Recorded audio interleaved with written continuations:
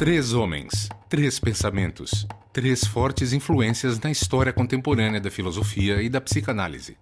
A série Foucault, Deleuze e Derrida, Pensamentos Rebeldes, traz os filósofos Elisabeth Roudinesco, Frédéric Worms, Guillaume Leblanc, Pierre Zawi, além da curadora do módulo Scarlett Martin, para tratar da ótica filosófica introduzida na França a partir dos anos 60 pelos rebeldes.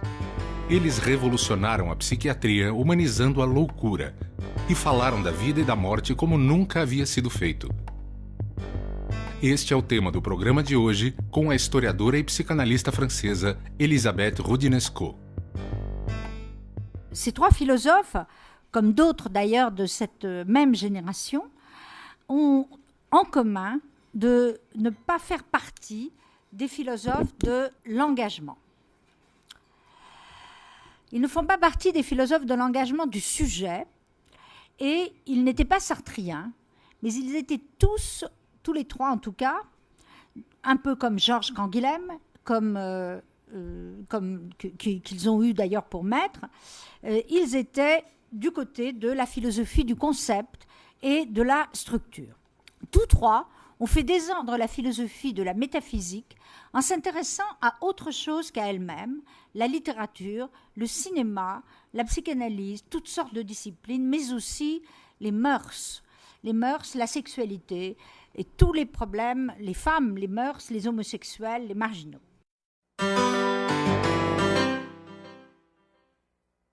Je voudrais dire pour ma part que c'est l'œuvre de Foucault qui m'a le plus marqué pour mes propres travaux, alors que je l'ai peu connu. J'ai suivi certains de ses cours, mais je n'ai pas été proche de lui.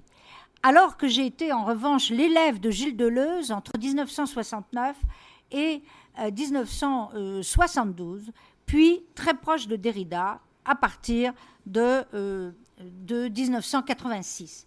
Donc deux d'entre eux, je les ai très bien connus. Je vais d'abord vous parler pour Foucault de l'œuvre majeure, et c'est normal, j'aurais pu choisir autre chose, mais d'une œuvre majeure qui nous a tous marqués, c'est bien entendu l'histoire de la folie. Au moment de sa parution, cette œuvre, ces trois philosophes ont aussi en commun d'avoir été très violemment critiqués de leur vivant. Très critiqués, alors qu'aujourd'hui, leur œuvre et l'héritage apparaît comme quelque chose de classique. Au moment de la parution, au cours des années qui ont suivi la parution d'Histoire de la folie 1961, la critique des psychiatres, des psychologues et des historiens de la psychopathologie a été extrêmement violente. Michel Foucault dénonçait tous les idéaux sur lesquels reposait leur savoir. Il mettait en pièces la longue durée de l'humanisme issu de la refonte de Philippe Pinel, le fondateur de l'asile moderne, et il déclarait la guerre à toutes sortes de formes de réformisme institutionnel. O livro A História da Loucura não tinha por objetivo comparar a história dos loucos à de pessoas racionais, nem confrontar a história da razão com a da loucura. Tratava-se de uma mudança de perspectiva, contar a história do convívio incessante e modificador de ambas. Et c'est sur les œuvres les plus impétueuses de Georges Bataille et de Nietzsche que Foucault s'appuyait pour faire surgir de la raison occidentale non pas une sorte d'opposition dialectique, mais une part maudite, il empruntait le terme à Georges Bataille, irréductible à toute forme de maîtrise discursive. D'où le combat qu'il menait avec et contre les historiens pour donner la parole à une archive transgressive, c'est-à-dire souvent aux documents bruts, aux documents hallucinatoires, mais aussi à ce qu'il appelait le texte infâme, le texte maudit, à la trace non pas de l'expert, du juge ou du censeur, mais la trace du fou, du criminel et de l'assassin. En 1961, donc, lors de la parution du livre, l'histoire de la psychiatrie, l'histoire pieuse, l'histoire officielle, était tombée en désuétude. On commençait donc à étudier l'histoire des outils conceptuels propres à la psychiatrie et à ses différentes constructions et classifications. On appelle ça nosographie ou nosologie. Et à ces différentes mode de classification donc des comportements. Et de même, on tentait de montrer que l'histoire de la psychiatrie était la conquête progressive de la raison sur la folie et aussi de l'arrachement du fou au domaine de la magie pour essayer de l'approcher par le soin et par la rationalité. La folie, disait-on à l'époque, est naturelle à l'homme. Elle a toujours existé, elle remonte à la nuit des temps et, par une évolution constante, elle a été arrachée au regard porté sur elle par la pensée magique pour devenir un objet de science. On soulignait ainsi que l'appréhension de la folie, sa compréhension, était passée de l'obscurantisme au progrès, de la religion à l'humanisme et à l'universalisme. No momento em que a história da psiquiatria tinha se tornado honorável e racional por ter renunciado aos seus demônios, a obra de Michel Foucault questionou todas as conquistas destes especialistas. Autrement dit, il quittait le continuisme historique pour cette fameuse thèse des partages. Au lieu d'affirmer, disait-il en substance, que la naissance d'un arsenal conceptuel permet d'expliquer la présence de la folie dans la nature humaine, mieux vaut montrer que cet arsenal s'est construit sur l'illusion rétroactive d'une folie déjà donnée dans la nature. Dès lors, la folie n'est pas un fait de nature, disait-il, mais de culture. Et son histoire est celle des cultures qui la définissent, qui la disent et qui la persécutent aussi, qui la marginalisent. Aussi bien la science médicale, disait-il, n'intervient-elle que comme descriptif par rapport à cette chose qui n'est pas pensable, pas analysable. Les concepts de la psychiatrie ne sont donc pas adéquats à l'analyse de ce rapport, et c'est pourquoi, pour en saisir la signification, il faut commencer par les écarter. Georges Canguilhem, qui avait accepté d'être le rapporteur de la thèse de Michel Foucault, cette thèse soutenue à l'université, comprit aussitôt qu'il s'agissait là d'une révision radicale de la manière psychiatrique de penser la folie. C'est donc la signification des débuts de la psychiatrie positiviste, avant la révolution freudienne, disait-il, qui est en question dans le travail de Foucault. Bien entendu, la question, comme tous les psychiatres et psychologues, les historiens de la psychopathologie eurent donc l'impression, comme je l'ai dit, que cette folie décrite par Foucault, qu'il n'avait pas su voir dans les archives, puisqu'il racontait surtout l'enchaînement des théories psychiatriques, que ce Foucault avait semblé magiquement exhumé, relevait d'une construction littéraire extrêmement brillante, mais irresponsable. À leurs yeux, cette folie ainsi réactivée de façon profonde, tel un spectre ou un fantôme, demeurait étrangère à la réalité de la souffrance des vrais malades dont les psychiatres avaient la charge et dont les historiens se devaient de raconter l'épopée. Et de ce fait, ils accusèrent Foucault de n'être ni médecin, ni psychiatre, ni psychologue, ce qui est vrai, et de n'avoir jamais rencontré les véritables fous d'asile, les fous ordinaires, agités, stupides ou au contraire gentils, dociles, contrôlés, raisonnés. Un philosophe, aussi peu versé dans la clinique, disait-on, avait-il le droit de transformer la folie anonyme des vrais fous en une fresque sublime, profonde et poétique? On savait à l'époque déjà que Foucault avait voulu se suicider. On savait qu'il était homosexuel, qu'il avait tenté pendant 3 semaines de suivre une cure psychanalytique. On savait enfin qu'il avait suivi, pour son diplôme de psychopathologie, de nombreuses présentations de malades. On pensa donc, et c'est très fréquent pour critiquer des théories, que son livre était autant l'autobiographie masquée d'un pervers que la confession dissimulée d'un malade mental atteint de mélancolie. A vontade de saber. En 1976, dans un autre livre, La volonté de savoir, Il ne se posait plus le même problème, préférant montrer la continuité interne qui unissait la technique de la confession et de l'aveu à celle de la cure. Et dans cette perspective, nous allons le voir, il rencontrait les thèses de Gilles Deleuze et de Félix Guattari, dont je vais parler un petit peu après. Car dans ces trois philosophes, je vais glisser de l'un à l'autre pour montrer à la fois les continuités, les différences, les ruptures et les complicités.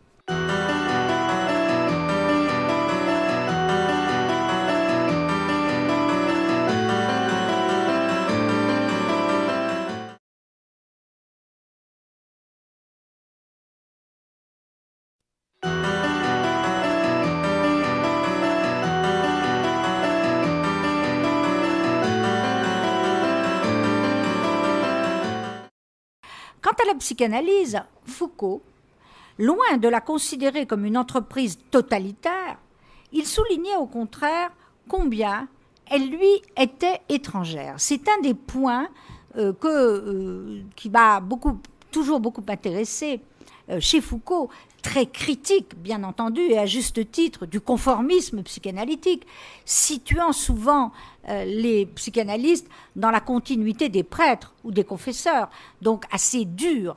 Il avait compris que la théorie elle-même, c'est-à-dire la doctrine de Freud, était en rupture radicale avec ce qu'on appelait les théories de l'hérédité-dégénérescence, qui considéraient l'anormalité ou les anormaux comme des dégénérés, comme exclus en quelque sorte du genre humain. Ce jugement foucaldien, auquel je souscris volontiers, visait bien entendu la discipline elle-même, car c'est bien en tant que discipline que la psychanalyse est par essence incompatible avec les formes dictatoriales du fascisme et avec toutes les discriminations qui lui sont associées, racisme, antisémitisme, xénophobie. Como homem de diálogo sempre aberto aos debates, Foucault abraçou o combate suscitado por seu livro contra o poder psiquiátrico, ou o que ele chamava de o biopoder dos especialistas. Foucault a été, en quelque sorte, il a vu ce qui allait se passer dans l'histoire de la psychiatrie, c'est-à-dire sa disparition au profit de l'expertise et de l'idéologie sécuritaire. Donc cet héritage-là est fondamental. Foucault cherchait à troubler l'ordre du monde pour faire surgir de son apparence sa part obscure, son désordre et son hétérogénéité. Aussi s'engagea-t-il résolument dans cette aventure du concept, faisant de la conceptualité propre aux sciences humaines un objet de passion, sur lequel toute une génération, formée à l'université laïque et républicaine, était mise en demeure de réfléchir de façon critique. Dans cette perspective, Foucault accordait encore un statut privilégié à la psychanalyse, à la linguistique et à l'ethnologie. Elle visait à dissoudre, disait-il, la notion d'homme sans prétendre reconstituer l'homme comme une positivité observable. En ce sens, il y avait bien cet humanisme de Foucault.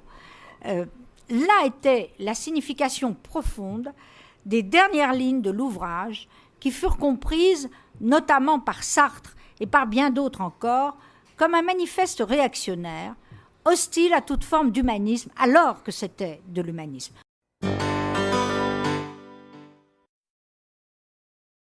Un jour peut-être, disait Foucault, le siècle sera deleuzien.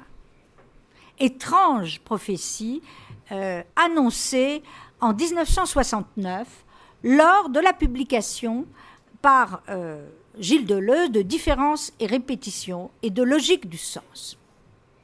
Cette prophétie, ce jugement foucaldien, laissait entendre que de tous ceux avec lesquels le philosophe des sentiers de la nuit avait débattu, seul Gilles Deleuze aurait le privilège un jour non pas d'entrer au Panthéon ou d'avoir une postérité, mais d'être le porteur d'une rénovation de la philosophie qui ferait de lui le plus grand des modernes. Deleuze foi o único dos três que não estudou na escola normal superior. Era professor de filosofia do segundo grau em instituições de prestígio em Paris. Também lecionou em universidades como a Sorbonne, a Universidade de Lyon e na Paris 8, em Vincennes, onde, com Félix Guattari, escreveu o mais iconoclasta de seus livros, o Anti-Édipo. Homem de esquerda, Deleuze era antes de tudo um historiador da filosofia e acreditava que a história poderia ter servido para impedir a criação dos conceitos. Alors, comme Derrida et comme Foucault, Deleuze fut détesté, accusé tel Socrate de vouloir corrompre la jeunesse par son enseignement. Il se vit reprocher un amour immodéré des drogues et de l'alcool, et il fut même comparé pour l'anti-Édipe à une sorte de dégénéré qui aurait fait, citation, l'apologie du pourri sur fumier de décadence, très violent.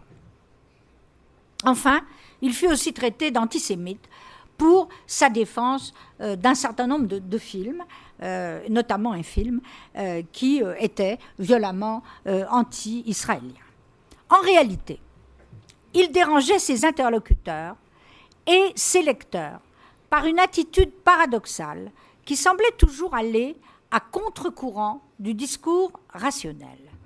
Gilles Deleuze était le philosophe des extrêmes et du rire, du grotesque et du sublime, du rêve et du désir, sans être le moins du monde romantique. Il était animé d'une sorte de passion incandescente pour le génie créateur, qui le rendait sensible à toutes les manifestations les plus utopiques, mais aussi les plus subtiles de l'art, de la poésie et de la littérature.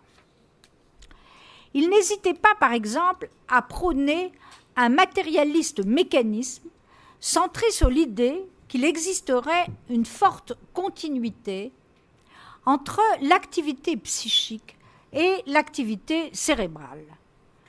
Au contraire de Georges Canguilhem, qui avait été son maître et qu'il admirait, il pensait qu'un jour, la science permettrait, par l'imagerie cérébrale, de démontrer que le cerveau serait capable, en tant que tel et à l'insu de toute subjectivité, de créer des concepts et des œuvres d'art. Illusion, bien sûr. Mais pour autant, il n'adhéra jamais aux visions simplistes des adeptes du scientisme et de la psychologie cérébrale, considérant d'ailleurs que toute comparaison entre le comportement humain et le comportement animal était vouée au fascisme. Il avait en horreur le conditionnement. Il ne supportait pas l'idée, dominante aujourd'hui, qu'un homme pût être évalué, instrumentalisé, réduit à une chose, au dernier des hommes, ou pire encore à la dernière des choses. Tout individu, disait-il, a le droit de choisir son destin, quitte à risquer sa vie. Un sujet n'est un sujet que parce qu'il est d'abord un non-sujet, disait Deleuze, c'est-à-dire une singularité multiple et toujours déterritorialisée. Il était donc le philosophe le plus antisécuritaire que l'on puisse imaginer, le plus anticonformiste, le plus corrosif, le plus rebelle à toutes les tentatives de destruction de la culture, de la nature et de l'homme, qui sont aujourd'hui le lot commun d'une époque dont d'ailleurs il avait prévu l'avènement. Debater, nunca destruir. Deleuze admirava a potência subversiva de Sartre, mas gostava de destacar que a filosofia nunca deveria servir de instrumento de uma doutrina contra outra. Dans la même perspective, il affirmait que la prise de substances nocives, donc de drogue, devait être interrompue dès lors que le sujet se transformait en une loque incapable de travailler. Là était la limite. Et du coup, il n'hésitait jamais, en bon moraliste, à prôner l'abstinence et le contrôle de soi.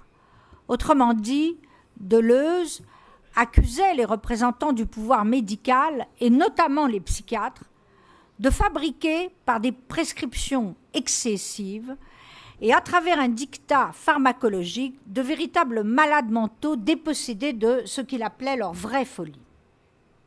En conséquence, il refusait non pas la science médicale, non pas l'approche biologique du psychisme, mais toute forme de médicalisation de l'existence, ce terme ayant été repris par le psychanalyste français Roland Gori. Il ne fut donc jamais le propagandiste de substances dangereuses et jamais il n'encouragea ses élèves à se droguer. Par certains côtés, lui, le grand philosophe de l'intempestif, des fibrilles, du décentrement, renouait en quelque sorte avec une tradition bien française, celle de Victor Hugo. Il y a quelque chose d'hugolien chez Deleuze.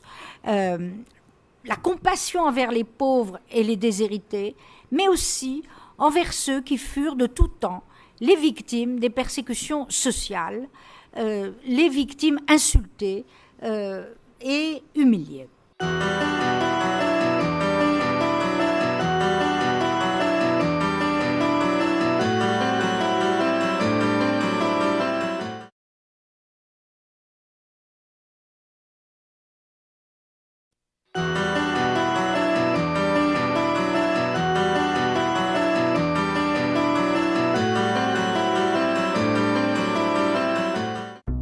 Gilles Deleuze era um admirador da canção popular francesa e suas aulas eram cantadas, como uma canção de Charles Trenet. Amava a França dos filmes de Jean Renoir. Preferia a fábrica ao teatro, o popular ao círculo fechado do ego, do eu, o Contiá à deriva às nações constituídas, a subversão dos fluxos às fronteiras. Telle était la formidable inventivité de ce qu'on peut appeler l'usine deleuzienne.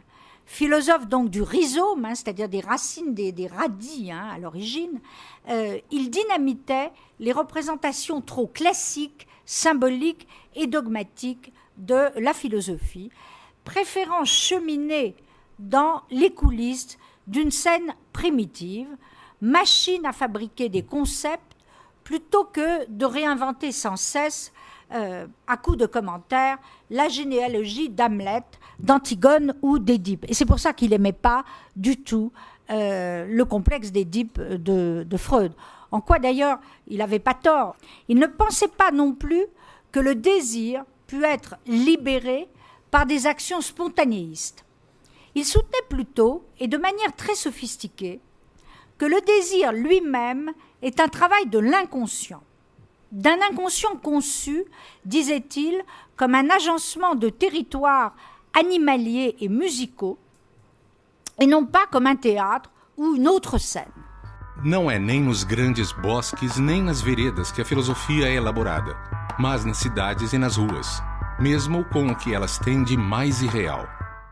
Pour tous ceux qui, comme moi, connurent Félix Guattari et assistèrent au séminaire que délivra Deleuze à Vincennes entre 69 et 72, l'Anti-Édipe, reste aujourd'hui un grand livre qui permet de se souvenir à quel point, en unissant en une seule plume leur volonté commune de renverser les dogmes, les deux amis donnèrent au conformisme psychanalytique de l'époque une leçon de plaisir, de révolte et de liberté dont on souhaiterait évidemment qu'elle se répétât aujourd'hui sous d'autres formes.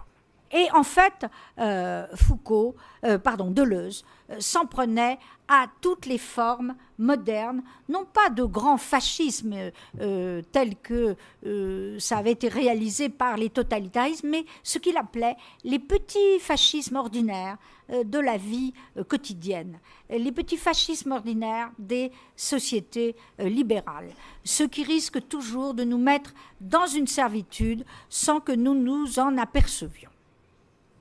Alors, bien entendu, comme Foucault, Deleuze était très proche de tous les mouvements de libération, beaucoup plus à gauche politiquement que ne l'était Foucault, mais en même temps, ils ont toujours agi beaucoup ensemble. Il avait sans doute raison, donc je le répète, Foucault avait sans doute raison d'affirmer qu'un jour le siècle serait deleuzien, parce qu'un jour peut-être, le siècle ressemblerait à ce cauchemar imaginé par Deleuze, l'avancée d'un fascisme, d'un petit fascisme ordinaire dans la vie de chacun. Il est probablement celui qui a le mieux pensé le statut du sujet et de l'individu dans les sociétés libérales ou post-libérales.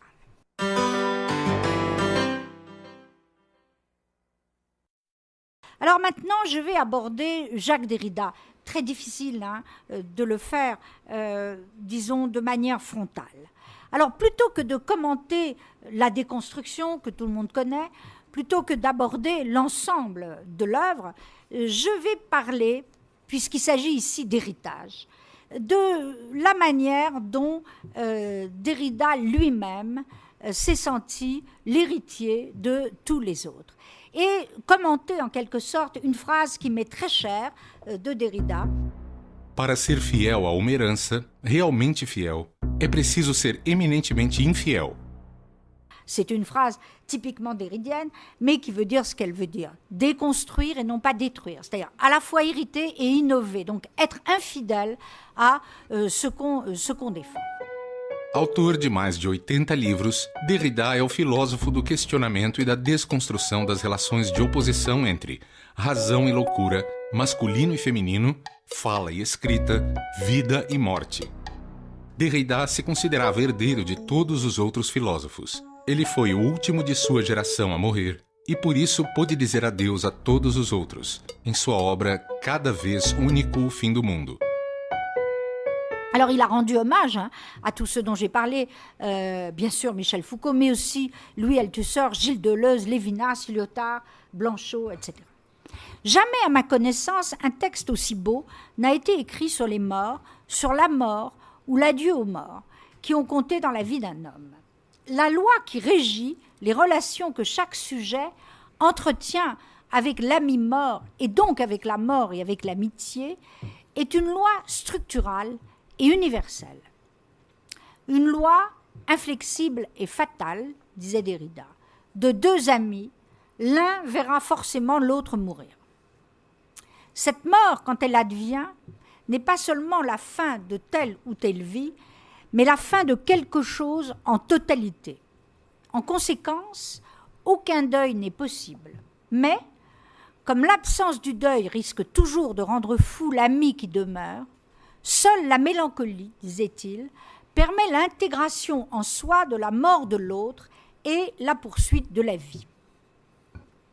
Jamais quiconque, me semble-t-il, ne peut dire la mort avant la venue de la mort.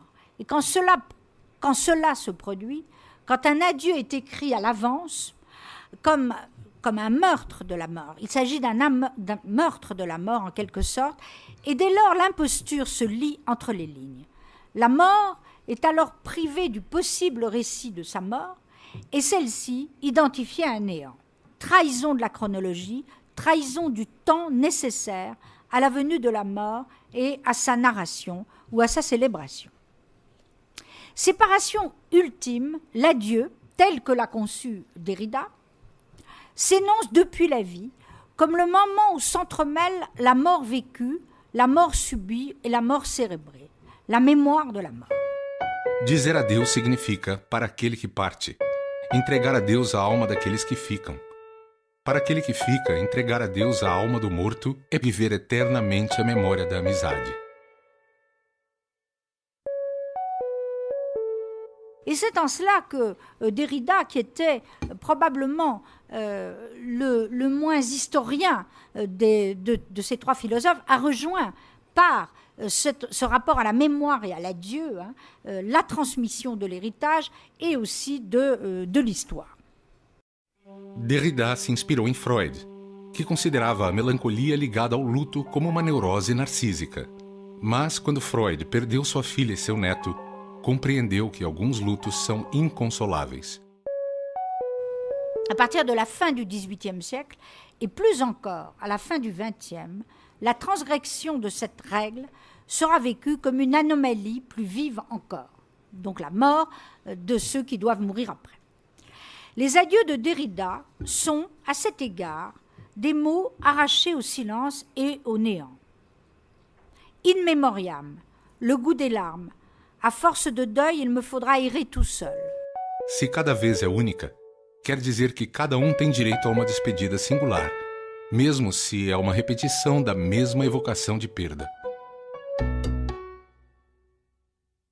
Jacques Derrida a construit son discours, rendant à chacun sa mort, comme la trace instantanée de ce moment unique où se produit le passage de la vie à la mort. Aussi peut-il rappeler à lui toute la mémoire enfouie d'une existence fragmentée. Chaque fois, un détail surgit de l'ombre pour que soit avivée la mélodie de cette loi inflexible et fatale qu'est la mort. Avoir un ami, le regarder, le suivre des yeux, l'admirer dans l'amitié, c'est savoir de façon un peu plus intense et d'avance meurtrie, toujours insistante, l'inoubliable de plus en plus que l'un des deux, fatalement, verra mourir l'autre. Les adieux de Jacques Derrida ne sont donc ni des éloges funèbres au sens classique, ni des nécrologies, ni des récits d'agonie. Il n'a pas choisi de dire le moment de la mort, ni la dégradation des chairs, ni l'horreur du visage. Il n'a pas raconté les derniers jours d'Emmanuel Kant, il n'a pas rédigé un Baudelaire dernier temps ou un Voltaire en train de mourir. Il n'a pas eu à témoigner, comme l'a fait Simone de Beauvoir, d'une cérémonie des adieux. Entre rupture et retour, entre séparation, adieu, et réintégration de l'autre en soi, en bref, entre l'adieu et le revoir, il laisse entendre à demi-mot la douleur et la défaillance, et surtout la structure narrative et presque ontologique de tout récit de mort et d'amitié. Un homme devra disparaître avant l'autre. Et, finalement, sur Deleuze. La génération dont parle Derrida est présentée avec des guillemets. À chaque fois, il a rendu hommage à ses morts. Comme si le mot portait l'empreinte d'un historicisme suspect. Mais moi, je l'aime bien, ce mot de génération. Et puisqu'on est ici, en effet, pour célébrer un héritage, en quelque sorte, je pense que les autres philosophes vont en parler, et puis cet héritage qui consiste à être à la fois fidèle et infidèle, donc de faire vivre une histoire, je pense que cette génération, celle-là même dont je parle ici, en est bien nulle, malgré la disparité de ses acteurs. Car ce qui les unit, en tout cas les trois dont j'ai parlé, comme je l'ai déjà souligné, est à mon sens plus fort que ce qui les divise.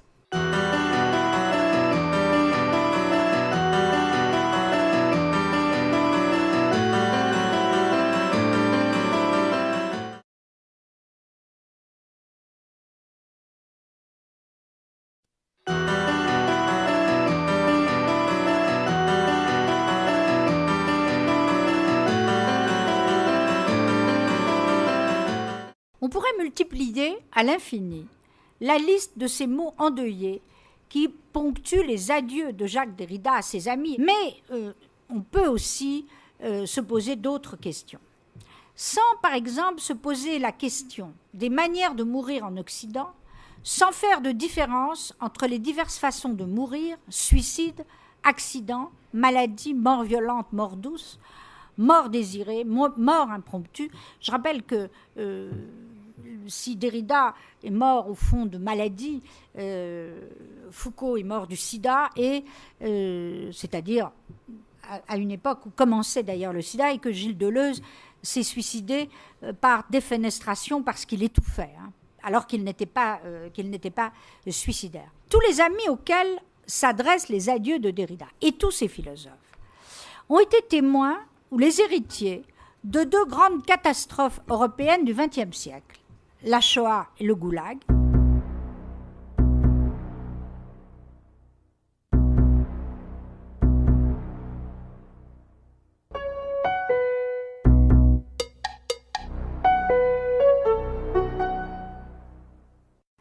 Ils ont aussi été les acteurs et les spectateurs de la fin des empires coloniaux, de la révolte de la jeunesse estudiantine et de l'effondrement du communisme.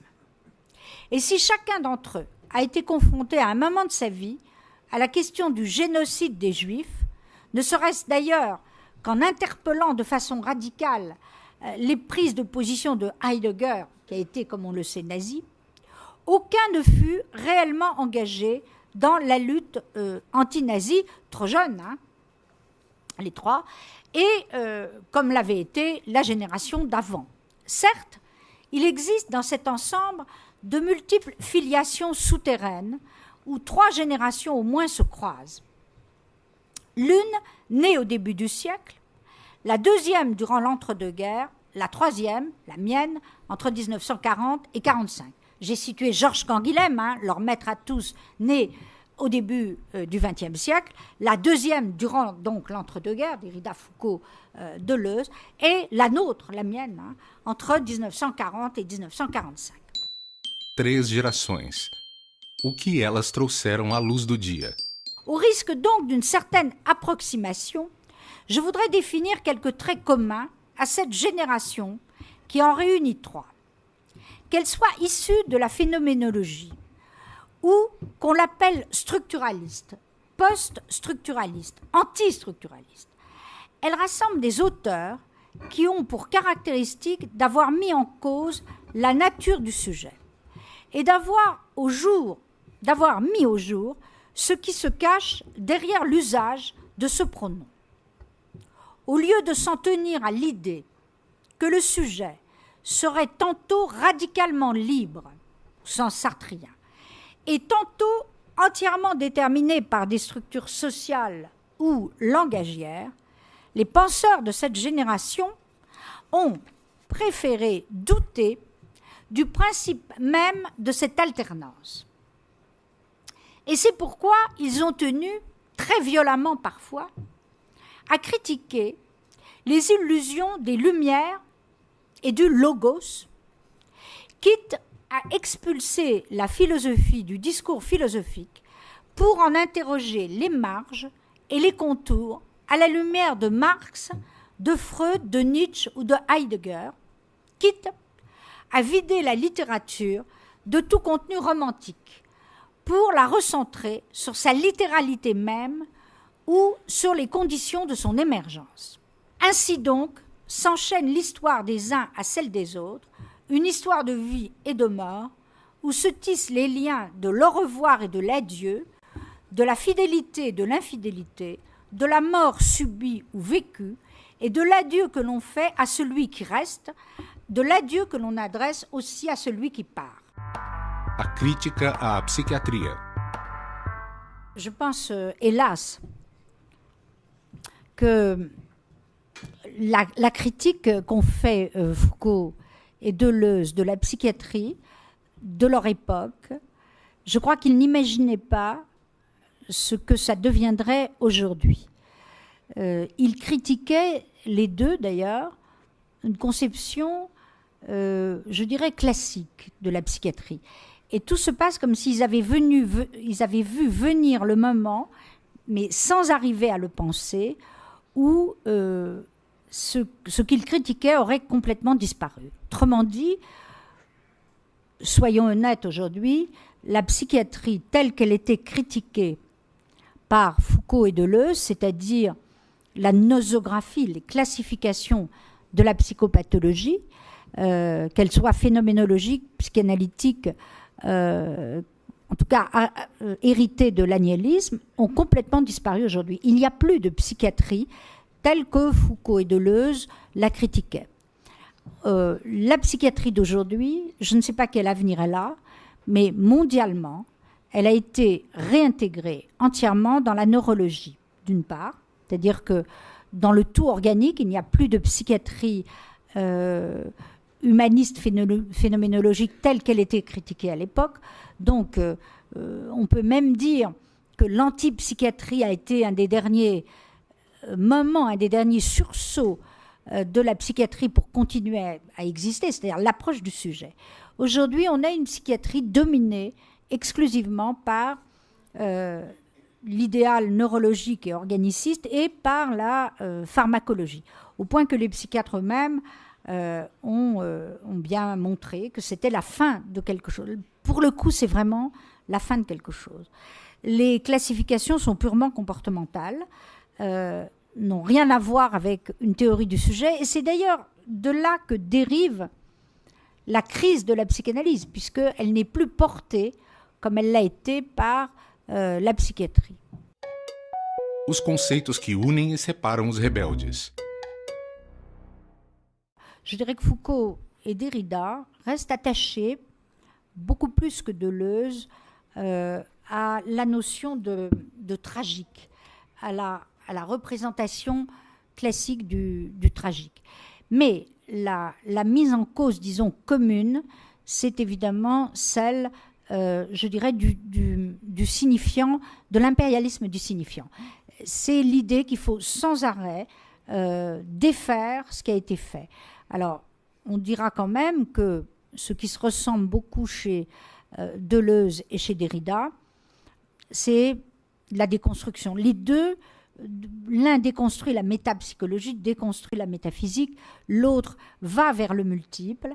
Et quant à Foucault, c'est un petit peu différent, mais il y a aussi cette idée, finalement, dans le dernier Foucault, d'abandonner le terrain strict de la philosophie pour aller s'occuper des vies personnelles. Le dernier Foucault, et notamment je pense à celui qui a voulu étudier la vie des hommes infâmes, comme il l'a intitulé lui-même, c'est aller vers le plus extrême. Ils ont ça en commun.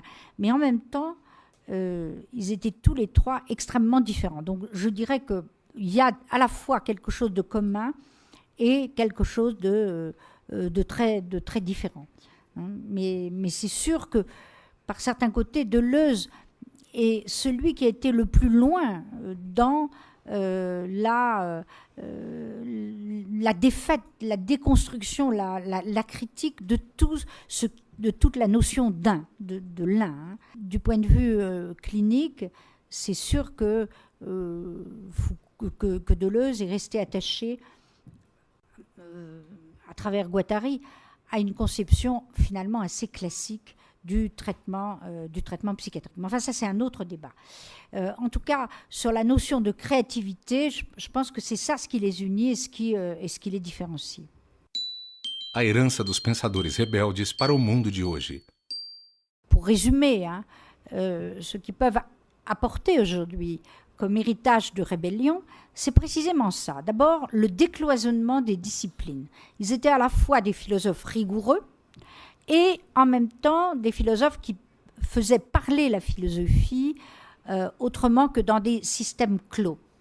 Donc à la fois des intellectuels qui parlaient sur la place publique, dans un monde où il n'y avait pas encore les médias, aussi importants, et en même temps qui restaient d'une très grande rigueur d'approche.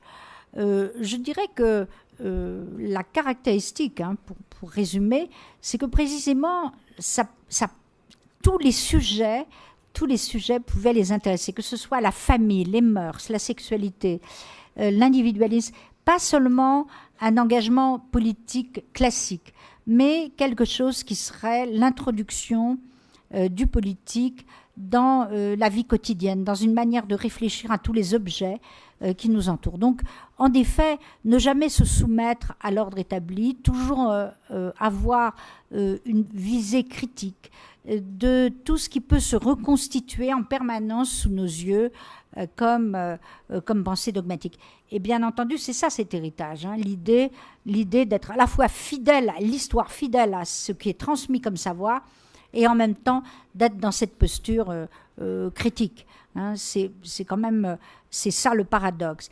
Et puis je retiendrai aussi comme grand paradoxe cette idée qu'on est à la fois libre, responsable et en même temps déterminé par quelque chose qui nous échappe à notre insu. C'est pour ça qu'ils ont tous les trois pris comme objet, j'insiste évidemment, la pensée de Freud, qui introduisait en quelque sorte cette idée. Aussi, la question par rapport au populisme ou à la culture de masse, il y avait à la fois un certain élitisme et en même temps une ouverture à ce que pouvaient être des objets qui nous touchent de la façon la plus quotidienne.